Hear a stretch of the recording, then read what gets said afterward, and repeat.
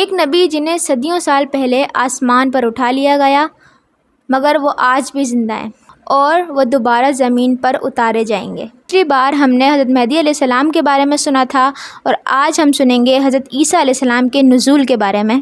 اللہ تعالیٰ سورہ نساء میں فرماتا ہے، انہیں نہ قتل کیا گیا نہ انہیں سولی لٹکایا گیا، بلکہ اللہ تعالیٰ نے انہیں اپنی طرف اٹھا لیا۔ اور ایک اور جگہ فرماتے ہیں وَإِنَّهُمْ لَعِلْمٌ لِلسَّاعَةِ، یعنی بے شک حضرت عیسیٰ قیامت کی نشانی ہے۔ صحیح مسلم کی روایت کے مطابق حضرت عیسیٰ علیہ السلام دمشق میں ظاہر ہوں گے اور باب لوط کے دروازے پر دجال کو قتل کریں گے۔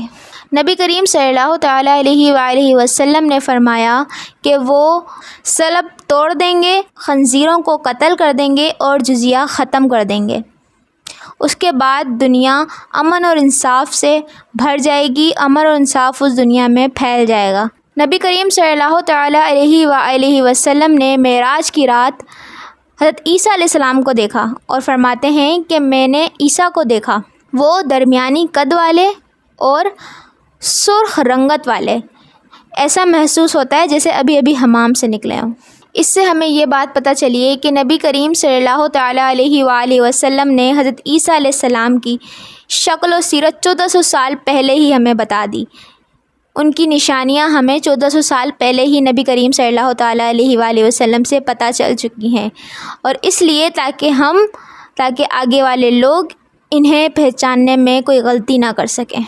صحیح مسلم کی روایت کے مطابق کہ جب حضرت عیسیٰ علیہ السلام نازل ہوں گے تو اس وقت مسلمانوں کی نماز شروع ہو چکی ہوگی، تو وہ خود نماز نہیں پڑھائیں گے، بلکہ ایک شخص جو نماز پڑھا رہا ہوگا ان کے پیچھے کھڑے ہوں گے، یعنی ایک امام پہلے سے ہی موجود ہوگا، مگر وہ خود امامت نہیں کریں گے بلکہ ان کے پیچھے کھڑے ہو کر نماز پڑھیں گے۔ یعنی ہمیں اس سے یہ پتہ چلا کہ کوئی انسان چاہے جتنا ہی بڑا ہو، مگر سنت کی پیروی سب پر ضروری ہے۔ دین شریعت نے جو کہہ دیا وہ سب پر لازم ہے، کیونکہ حضرت عیسیٰ علیہ السلام حضور کی امتی بن کے اس دنیا میں دوبارہ تشریف لائیں گے۔